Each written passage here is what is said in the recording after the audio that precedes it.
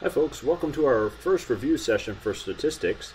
As you might see if you're new to the YouTube live review sessions here, there's a chat box over on some side of your screen depending upon where you place it. So in that chat box, if you have any questions at any point in time, I encourage you to ask them along the way and I'll try and address them. Now, just a little warning, there might be a small delay, but I will try and address them as fast as I can. And with that in mind, there are some delays that happen from time to time. I'll try and address those as need be. And just keep an eye on the chat box as well, because I'll also post comments if something happens, say I get booted offline or something. Okay, so without further ado, let's take a look at some problems.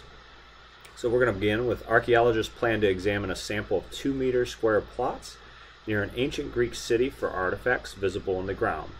They choose separate samples of plots from floodplain, coast, foothills, and high hills. What kind of sample is this? Well, when you take a look, what are we starting with? Well, we're starting with, basically they've sorted these plots into different samples of floodplain, coast, foothills, and high hills, as you can read right there.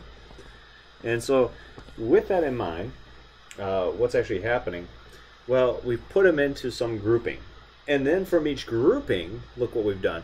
After that, we actually, even though it's the sentence structure that occurs before it, after that, that's when we're choosing our 2-meter square plots. So a lot of people struggle with these, and that's why I tried to give an example here. So what we're dealing with is a stratified,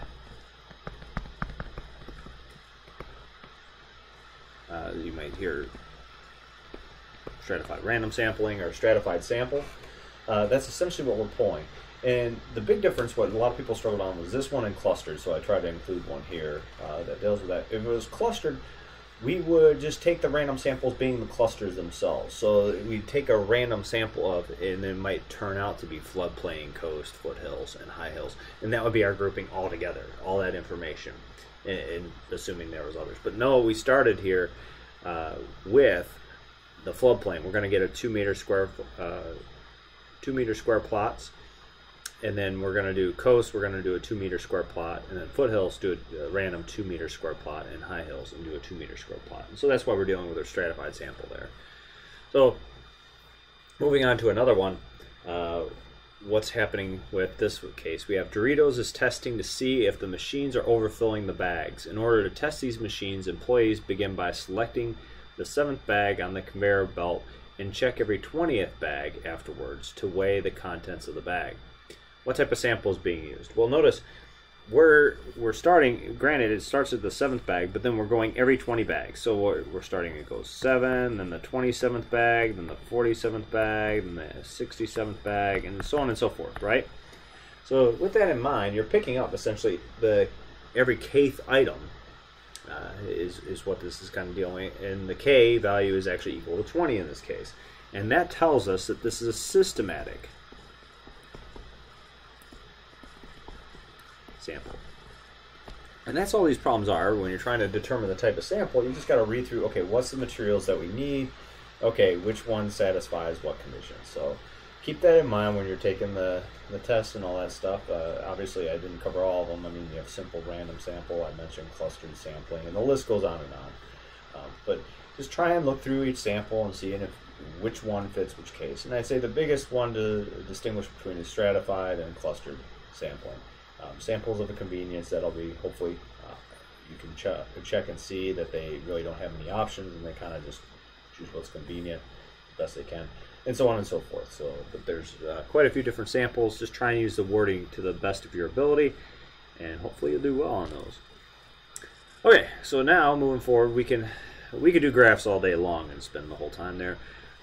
Don't want to bore you too much, but so to kind of give you an idea, we'll start with a bar graph. Now remember, bar graphs are qualitative data. So the other one that goes with qualitative data is pie charts. So you can do one or the other, but be comfortable with both. And so what the problem asks is to use the bar graph above to fill in the blanks. Blank people said they get books in a bookstore or a library. So notice the bookstore and the library are those two that I just check marked there. And now what I'm going to do is, just to make things easier, I'll mark it and I'll put the number up above. And if the number's up above, hopefully life's a little easier. So you have a 35, and then you get a 20 on the library. So our answer is going to be 35 plus 20, which equals 55. And I can put that in that slot right there if need be. But hopefully we can see that. Once again, and I see some of you just tuning in. If you do have any questions at any point in time, just go right to that chat box. You can just go ahead and type in your question in regards to if you see a problem. I'm not quite understanding this. Just let me know, and I'll be happy to help. Okay, so moving forward to the next problem. It says, blank more people said they get books from the library than said they get books from a friend. Okay, so notice we have library, and then we have friend. And so notice friend is actually the same amount. So what we're doing is we're trying to say blank more people said they get books from the library. So we're subtracting in this case. So 20 minus 20, and notice it's 0 more people. So I know kind of tricky in terms of the wording, but happened to be how the graphs turned out. And it says blank people in the survey did not get their books from the library. So now we'll have to take a look at what this other category is, and notice we get 25. And so you could actually do, if you had the list of how many people there were altogether, you could do just to subtract the 35 off from that total list, but we don't have that number. So since we're avoiding the library, or I said 35, I meant 20 was the magical number because that's the library. So the library is what we're avoiding. So in this case, we're avoiding this one. And so now we're just going to take 35 and add that with 20, and then add that with 25. And so what do we get? We get 55, 60, 80. And so we have 80 as our final answer. And so that's the whole idea, is you're just adding things up when need be. You're subtracting things if it says figure out the difference. So just trying to look at the wording, and that's all there is to it. Now moving forward into some quantitative data, say we have the graph below displaying the years of service of members of the biology faculty along the x-axis and the number of faculty along the y-axis. Determine the percentage of biology faculty with 15 or more years of service. Okay, so we're going to need a couple, in order for us to figure out a percentage, we need to divide by a whole amount. So we're going to need all the amounts here. So I might as well just go ahead and get to it. So this makes 4 on that one, and then you can kind of cross that on over here, and you'll get 7 there, you'll get 7 there. Let's see, and so this is only 1 up, that's going to be 8. Notice there's a difference between these two. So this one's actually 6, and that means this one's 5. This one, if you look, hopefully I can draw a straight line with this thing. There we go. Looks like we're going to be at 10 there. And then I think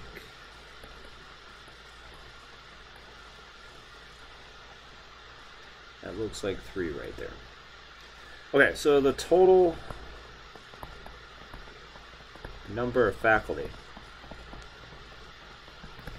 can be found now that we have all those numbers, and hopefully you can see how they're done. And obviously this is quantitative data, and the reason why you can tell this is a quantitative variable.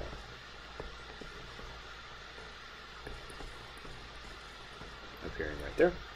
But so now we can figure out total number of faculty. So we take 4 plus 7 plus 7 plus 8 plus 5 plus 6 plus 10 plus 3. And what does all that equal? It's 11, 18, 26, 31, 37, 47, 50. Okay, that's easy enough. Okay, so we have 50 is our total that we're going to divide by. Now, there's a couple different ways to do this. Notice we could do 15 or more. So the cutoff is right here. Now, one way of doing it, I'll show you. We could take the numbers to the right, because that's what we want, 15 or more years. This will be a little bit more work than the other route that I'm going to show you. So 8 plus 5 plus 6 plus 10 plus 3. So notice that equals, what is that, 13, 19, 29, 32. 32 out of 50, or that makes 64%. The other option would be to take 1, or 100% essentially, minus, and go the other direction. We can go to the left. So we'll take 4 plus 7 plus 7, because that's the opposite of going 15 or more, would be 15 or less. If we subtract that from 1, what do we get? Well, that's 1 minus 11, 18 out of 50, which is 36. Out of, if you take that and move it to a percent, it's going to be 36%. Or not 36. 36% for the 18 out of 50. 100% minus 36% would make 64%, is what I meant to say there. Okay, so same song and dance. And at the end of the day, we get the percentage, whichever route you want to take. Right? Okay, so now let's get rocking and rolling with some calculations. Oh no, I'm sorry, I got a little ahead of myself. Before we get to calculations, we got to talk about skewness and symmetric distributions. So, want to label the following distributions as skewed left, skewed right, or symmetric. So notice this one, it has everything listed data-wise to the right, but notice, this is what confuses people, is the location of it. That's actually a bell shape, essentially. So this is bell shaped, so that tells us this is a symmetric distribution. Now, a little side note, what happens, something that you might want to pay attention to, is a symmetric distribution, you're going to have the mean equal to the median. So the mean and the median are the same when you have a symmetric distribution. Now, in the other case, we definitely have a skewed distribution. So if we're going here, get something like that. Okay, and the way you can determine which side it's skewed to is where the long tail appears. And so notice the long tail appears to the right, so this case is skewed to the right. Now what happens in terms of, I always like comparing those measures of center, mean and median. That's usually very important. So in the skewed right case, notice the mean, those extra values that are a little bit larger, they're pulling that measure of center a little bit further in that direction. Alright, if I continue this tail out even further, it's going to pull that mean further and further away, whereas it won't make much of a difference for these small values on the median, right? So in terms of what's happening, the mean on a skewed right distribution would be larger than the median, and vice versa on the skewed left, the mean would be actually less than the median on a skewed left distribution. And so those are things that you start to see, and we can start to get into standard deviation and variance and things like that. That all plays a role in terms of what's happening here, in terms of the shapes of our distribution. But mean and median, those are very important. In the symmetric ones, we have some nice values that we'll talk about later, especially when we start getting into normal distributions, talk about z-scores and stuff like that. All right. So now moving on up, we want to find the mean, median, variance, and standard deviation for the following data set. Now I'll start this off with this x bar. So the way we do this, hopefully mean is not anything too new for us. You take 17 plus 32 plus 14 plus 49 plus 57 plus 68 plus 72 plus 86, all divided by the number of observations, which is 1, 2, 3, 4, 5, 6, 7, 8. And what do we get? When we plug all that in, I believe we get 49.375. Okay. Make sure, some trip-ups that I see when plugging into the calculator, just make sure your numerator's in parentheses. That's the whole trick to this. As long as you do that with the order of operations, you're going to be good to go. Now for the location of the median,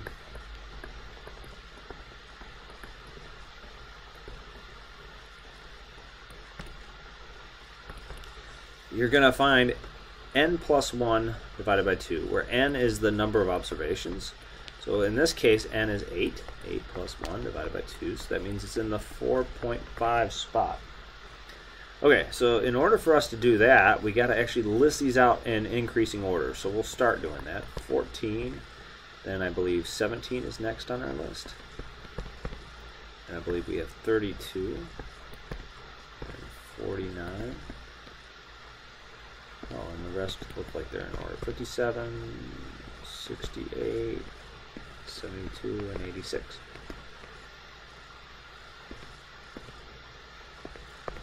Okay, so the 4.5 spot. So notice, let me put this in black real quick. That's the 4th spot right there, and here is the 5th spot. All right, so what we want to do is we want to average those two things. So the median equals, well, we got to take the average of those two, so 49 plus 57, all divided by 2. And so that should equal 53. Now hopefully those two aren't too challenging for you, but if they are, just let me know. I'm happy to answer them some more. And what we're building to now, a little bit more interesting, is the variance. Now the variance we often denote by this s squared when we're talking the sample standard deviation, and that's what we're dealing with here, sample standard deviation. So I should put, just so you all can see, that sample variance and a sample standard deviation. Okay, hopefully you don't have 8 people for your whole population. That doesn't tell you, it's not a big chunk of information you're getting. Oops, sorry about that.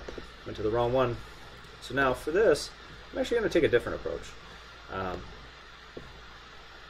Let's see if I can grab it. Maybe I can't.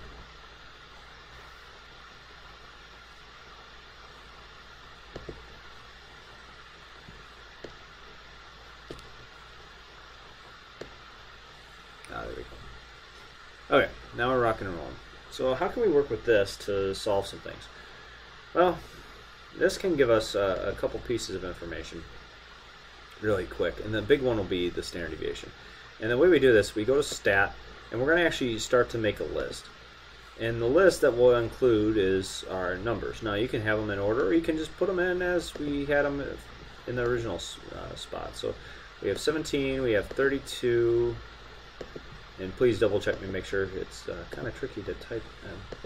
Doing this a little differently than I do on a normal calculator, even though you're seeing me punch them one by one. Sometimes this can slip. So we got 49, we got 57, we got 68, that's 72, and last but certainly not least, we got 86. Now, when you take a look at this, why would we do this route? For variance, we could use a formula where we're taking a difference of this from the data value to the mean, and then we square that value, and then we're going to do a whole bunch of summing up of all those values and divide that by n minus 1. That's way too tedious. So what I'd recommend, and the route I'd always kind of go with here, is to punch that in, go to stat, and this one var stats is a big piece of information. Now notice we put it into list 1, so I'm going to hit second and then hit that L1.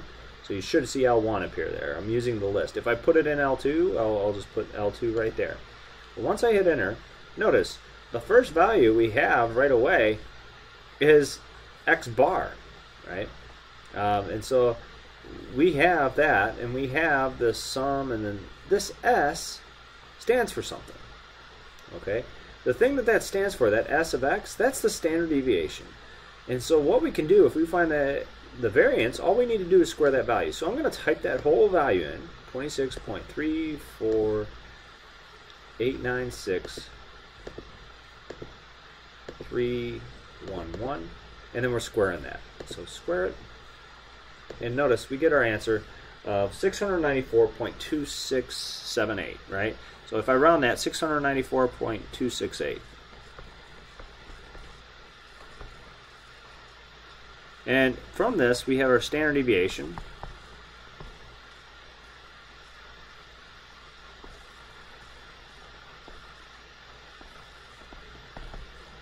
Which is denoted by S.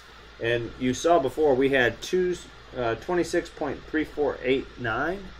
So I'll put it as 26.349. And just so you all can see, this is the importance of a calculator here.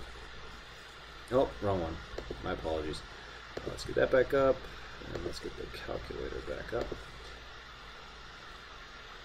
Okay. So on this calculator, I need to clear that out. Let me do the var stats again.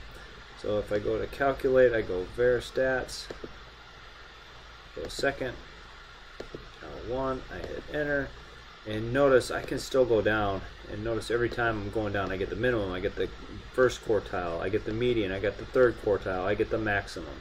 So I get all the information that I really need in terms of spread, with exception to like percentiles, but all the big pieces are sitting right there for us.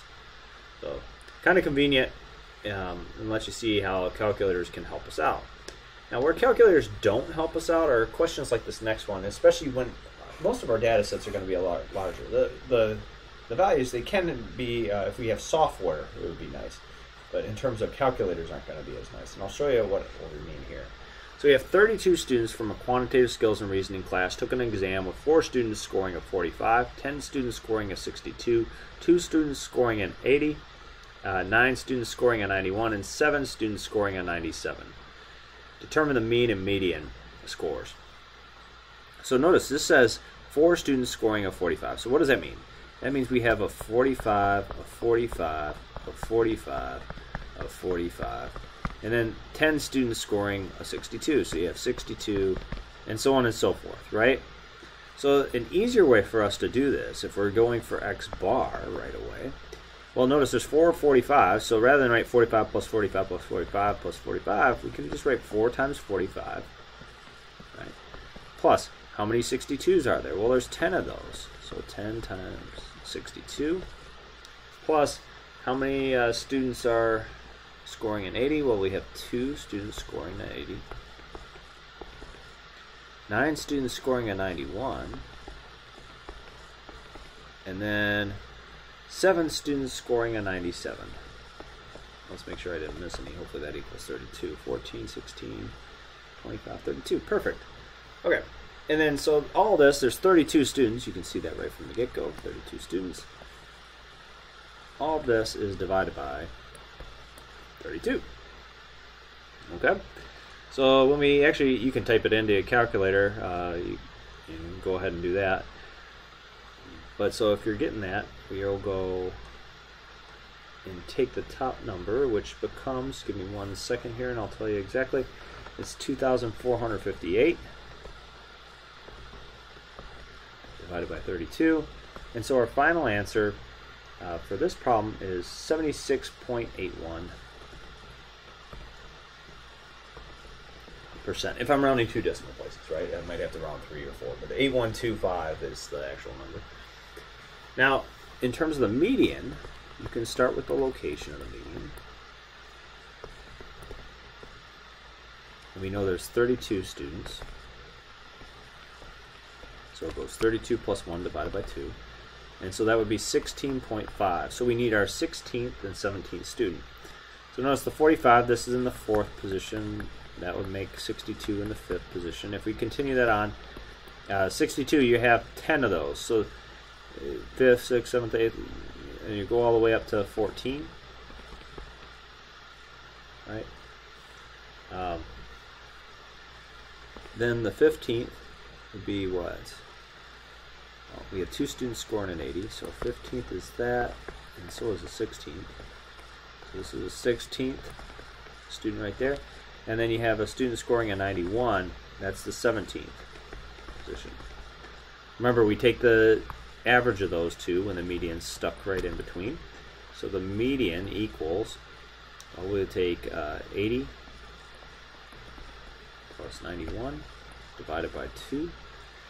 And so I believe that equals 85.5. And we're done. Hopefully you can see there's times when you use the calculator to get your mean and median. I know we didn't do it at first, but you could have seen that last data set was real small. That would do it for us. We were done within a matter of a few minutes. There's other times like this one where you probably want to avoid it. And so I'm trying to make sure you can distinguish between those cases. So now we'll move to this empirical rule and all that stuff. So we have a distribution of Americans' resting heart rate follows a bell-shaped curve with a mean of 82 and a standard deviation of 16. We want to figure out, first off, what range data values include approximately 68% of Americans. So before I do that, let's kind of brush up what this means. And I'm going to draw it with a bell-shaped curve. So we'll draw our data set like this. And who cares what data values are below, but I'll tell you what happens. So if you have this, we have some population mean, which we'll call mu. And then if you go on either side, the same distance, don't let your eyes fool you, this is supposed to be the same distance. So this would be mu plus sigma, this would be mu minus sigma. And what we know, some piece of information that we have is approximately, now this is an approximate, don't think it's exact, but approximately 68% of the data values sit within that one standard deviation range. Okay. With that in mind, scroll this up just a smidge. Okay, hopefully that's a little better. Then I can go over to standard deviation. And this would be mu plus 2 times sigma, where sigma is our population standard deviation. And this is mu minus 2 times sigma. And 95%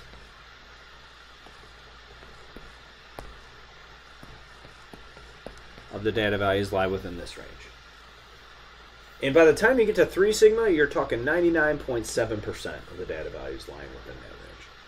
So in our case, I believe we had mu equal to 82 beats per minute, and sigma equals 16 beats per minute. Okay, so that means you have 82 here. Well, this would be 82 plus 16, which I believe that's 98. And let me double check just one more time, just make sure I got the right numbers written down first off. 82 is the mean, standard deviation 16. Okay.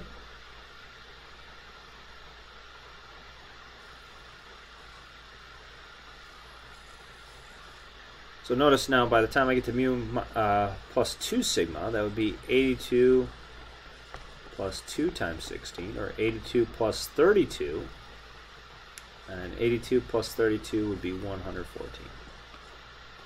Okay, mu minus sigma, 82, notice this is minus 16, so that would be 56, no, 66, sorry. And then mu minus 2 sigma would be 82 minus 2 times 16, which is going to be 50. So it's 82 minus 32. So, but notice we already have our answer to our first question right here. Your markings of your range for 68% are 66 to 98. Okay, so what range of data values? 66 to 98. Now, without doing the drawing, how would we have done that? You just have to recognize that it's mu minus sigma and mu plus sigma. So this would go, I basically go mu minus sigma to mu plus sigma. And just recognize that you have mu equal to 82 and sigma equals 16. So notice this would be 82 minus 16, 82 plus 16. Now if it was, say, 95%, then you'd talk 82 minus 2 sigma, or mu minus 2 sigma, which would be 82 minus 2 times 16, and to mu plus 2 sigma, that'd be 82 plus 2 times 16, and so you get that other number there. So now, our next question is, what percentage of Americans fall between a resting heart rate of 50 beats per minute and 82 beats per minute? So let's look back here. So this is symmetric, and notice our values. Here's 82, and here's 50. And so basically, if let me shade this in so we can kind of see, I'm looking for this, and technically these corresponds to areas, is how we figure it out. you're looking for this value, what percentage of those? Well, notice the whole thing, and it's symmetric, so that's useful information to us. If we were to shade in the other half, it'd be 95%. So that means that when we look at this should be 95%, but we only have half of that, so take half of 95%. Okay? And that should be our total value. Okay? And so, in fact, that's not too hard. That's going to just be 47.5%. So notice this comes from half of 95%. And so that's equal to 47.5%.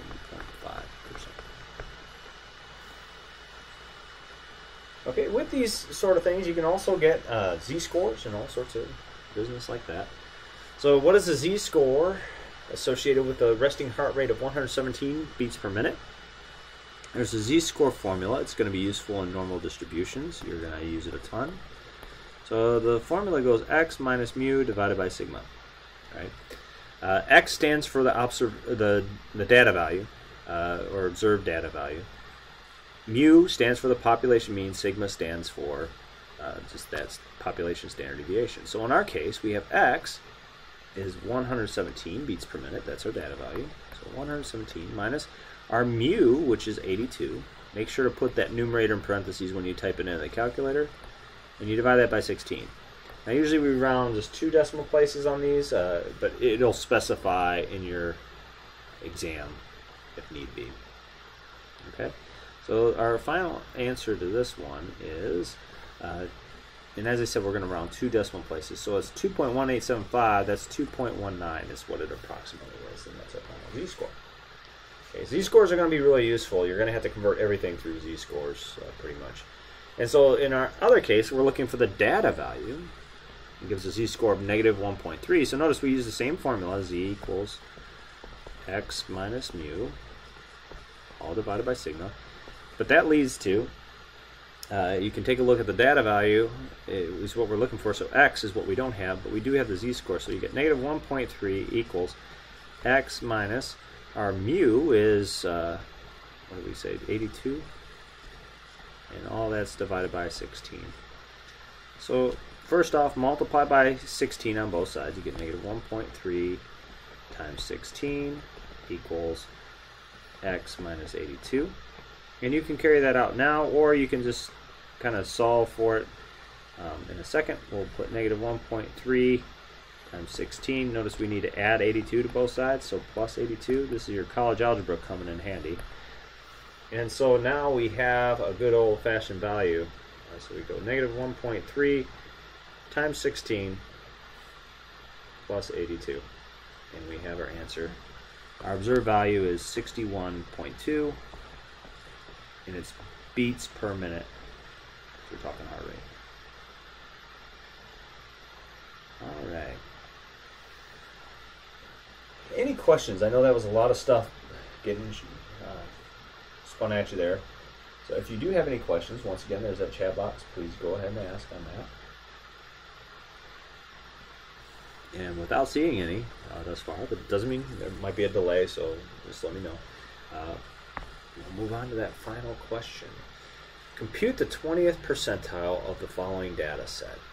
So now the first thing that we do when we deal with percentile, well, there's a couple different routes, but when we did the median, one of the first things I should have done was, to be honest with you, is list them in order. I did it after the fact, but if you like to do things in a systematic way, you can list them in order. So we'll do 8 first, then we'll do 9, then we'll do, I think, what's the next one, 11, and 14 looks like it's a winner there. 22, I think, comes next.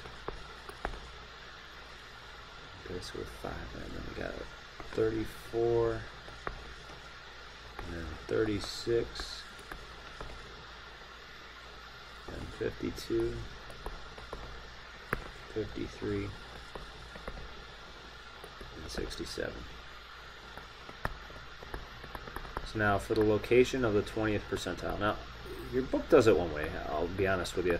There's other ways you can do the percentiles. This one's not as precise, but it'll get the job done in terms of what's happening here. So you take 20 divided by 100, that's the 20th percentile, times n, where this is the number of observations.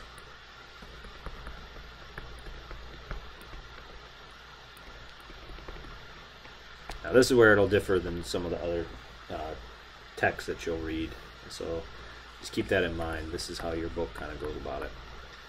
And so then you got to count number of observations is actually 10.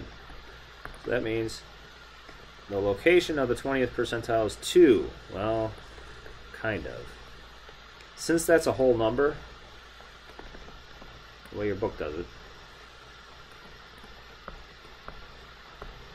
they say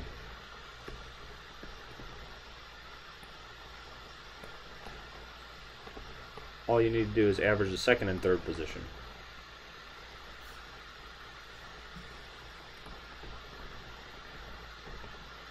Okay, so notice that means we're averaging 9 and 11. So the 20th percentile